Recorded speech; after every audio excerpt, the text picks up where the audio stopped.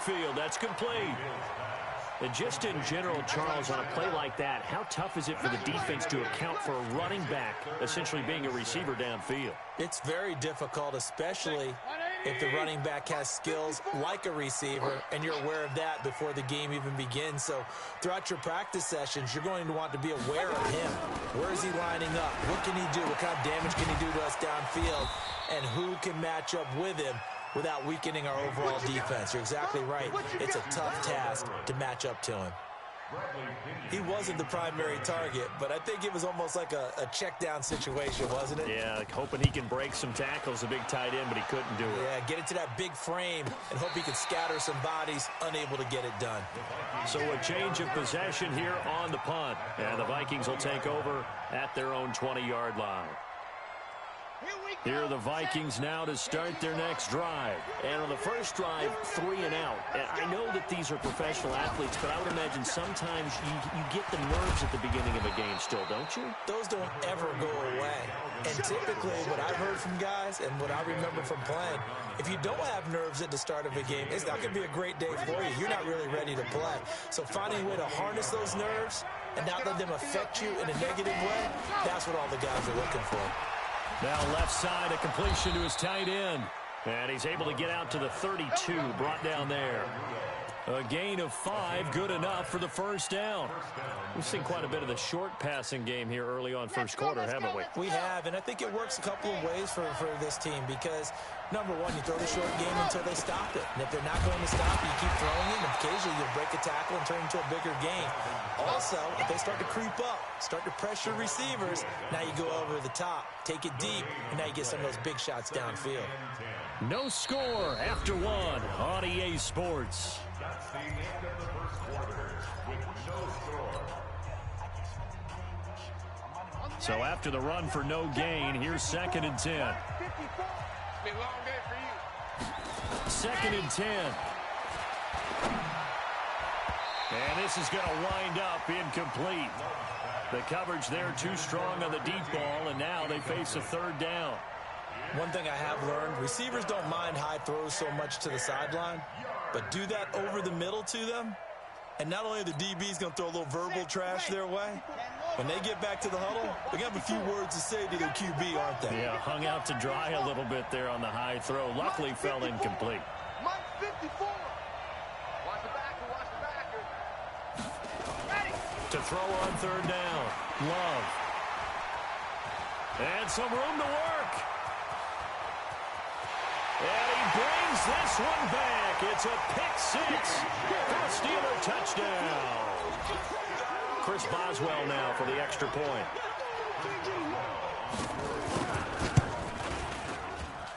And he'll put it through to make it 7-0 Steelers. So they throw the pick 6. They'll get another shot at it now as this one's in the air. This will be taken in at the 1. And he'll take this across the 25, a couple extra yards up to the 27-yard line.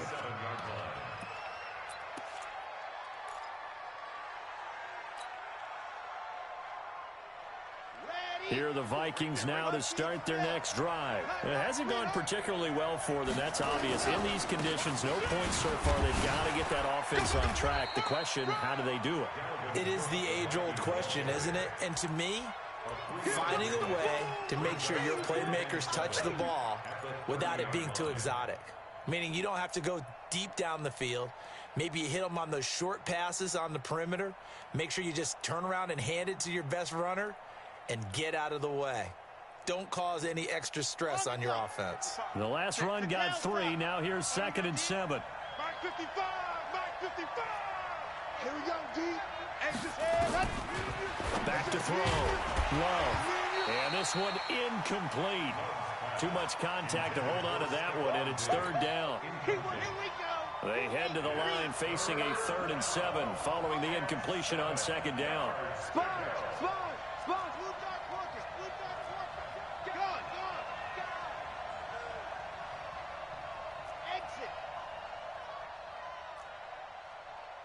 Check. 55 to Mike. From the gun, Love. Nowhere to escape, and he goes down. The Clemson Tiger, Vic Beasley, reaches home that time.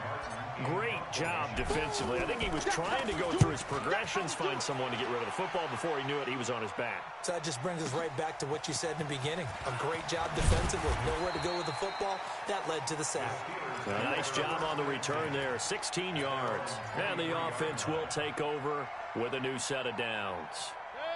The Pittsburgh offense at the line to start their next drive. And they've got themselves a 7-0 lead here, but that, you recall, was a defensive touchdown, so still nothing as of yet for this offense. Well, they're happy to have the lead. We got to cut them a little bit of slack. It's still early enough, just a couple of drives so far, but if this one goes nowhere, those adjustments that we talk about, they shouldn't wait for halftime. They should go ahead and start working on them right now. Now on 2nd and 13, Mayfield. And he fires one that's intercepted. Mackenzie Alexander with a pick. Andy Isabella was the intended target. You don't see this often. A quarterback of his caliber, 2 first-half interceptions. It's absolutely surprising because it happens so rarely.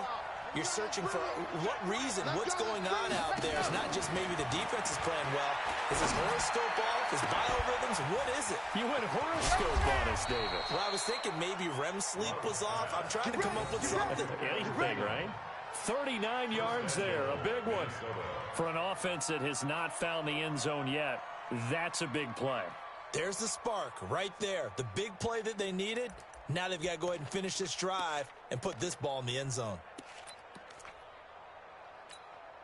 Ready, set. Mike 5-4. Mike 5-4. Blue Dan.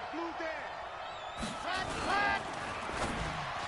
To the end zone, but knocked away and incomplete. Byron Murphy, the one who got a hand in to knock it away. This defense has been very disruptive early on as they force another one to go awry. Seems to be the front and the back end. Pass rush, they've been able to get home, and they're taking the ball away in coverage as well. I love how you put it together. The front and back working in sync, only way to play good defense. Now a fake on the give here as they try the run-pass option. And he'll get into the end zone. Touchdown, Minnesota. Stephon Diggs with touchdown number 7 on the year, as his guys can now take the lead with the extra point. Extra point through the snowflakes, up and good. So all even at 7 now as they kick it away. And we are tied at 7. And this will not be returnable. It's out of the back of the end zone for a touchback.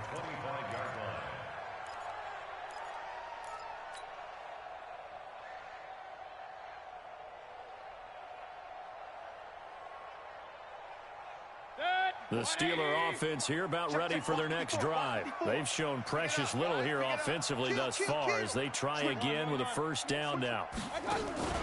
Coleman. And he's going to be dropped following a pickup of 7 past the 30 to the 32. Probably a bit of a surprise call there on first down, but how about a tone setter for the drive? Picking up nice yardage with the big man setting the tone physically. They'll operate from the 32-yard line here, 2nd and 3. No gain on this defense. Here's Snell. Call it a gain of 3, but not enough to move the sticks. It'll be 3rd and about a foot or 2. It's easy work, and it's coming again. Check 4. Regular. Trying to run for it with Snell. And that one going nowhere from the start as he's met in the backfield and goes backwards. That'll make it 4th down after a loss of 1. Here's Bradley Pinion now as he'll punt it away for the 2nd time.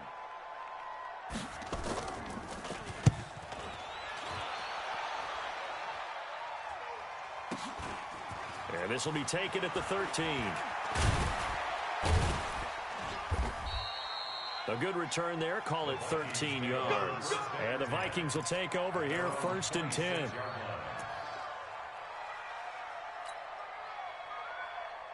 Okay, Here are the Vikings now to start their next drive. The last possession, these guys were able to tie the game with a touchdown, and now they'll have a chance to move out in front. Yeah, let's give a big assist to the defense who got the ball back. The special teams went out there, handled things. They've got it. They've got momentum. I know they're eager to get out there and put it on display. Now, the first play of the drive there is incomplete.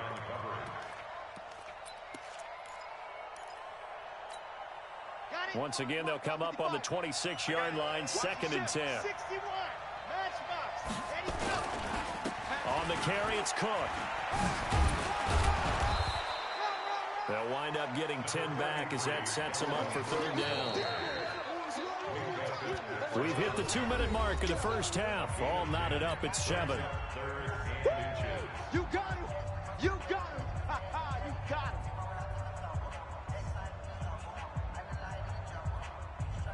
And we'll remind you that coming up at halftime, we'll join Jonathan Coachman and the gang in Orlando. Coach will have stats and scores from the early games going on here around the NFL. He's got the first down and more past midfield. And he's going to get this into enemy territory at the 45. That good for 19 and a first down. Brandon, what were they thinking on defense there? They looked like they were playing for the pass. That was 3rd and short. Yeah, it was an easy pickup because they handed it to him. That was way too easy. Just looked like absolute confusion defensively. Not sure why they were in that set. Yeah, I'd say you ought to have a few men in the box there. They'll wind up getting 9 after tucking it and running, so it'll leave them with 2nd and a yard. Partner, he was going through his progressions. Not there, not there. After about the 3rd one, he decided he better pull it down and run for it. And he slides down and avoids the hit for good measure. Ready.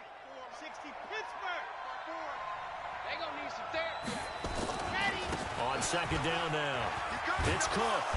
And this time not quite to the 30. It'll be down at the 31-yard line. A gain of 5, good enough for the first down. 2nd and 1 is often an invitation to take the big shot downfield. I bet the offensive lineman said, are you kidding? We just get on our backs and let's go get the first down. They love being physical. Looking to throw. Love. That'll be complete to Cook. They get 14 there. First down, Vikings. He's already proven to be a factor in the running game on this drive. Now he gets involved in the passing game.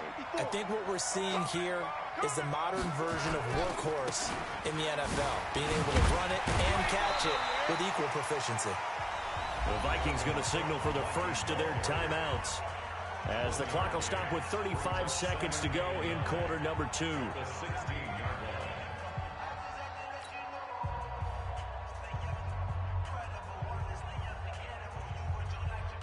Here's 2nd and 9, just a yard on that last run. 2nd and 9 now.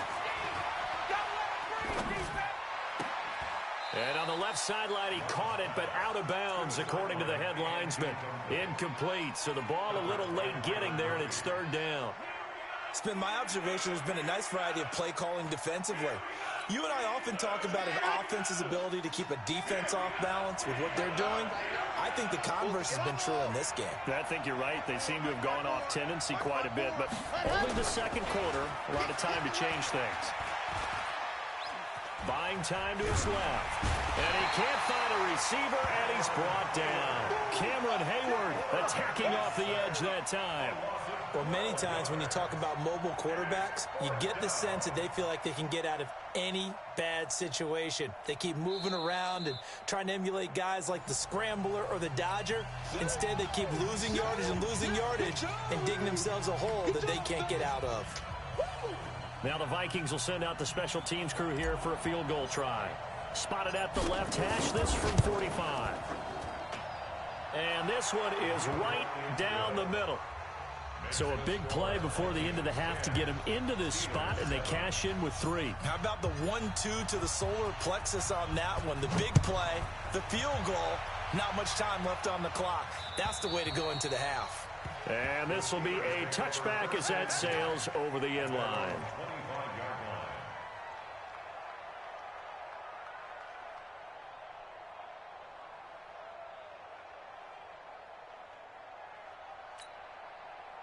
The Pittsburgh offense at the line to start their next drive. Likely time for just one final play, and then it'll be off to the locker room to talk about how they can erase this deficit. Yeah, and I think a lot of people look at it and go, well, maybe you take a shot here. Maybe you get some momentum going into the half.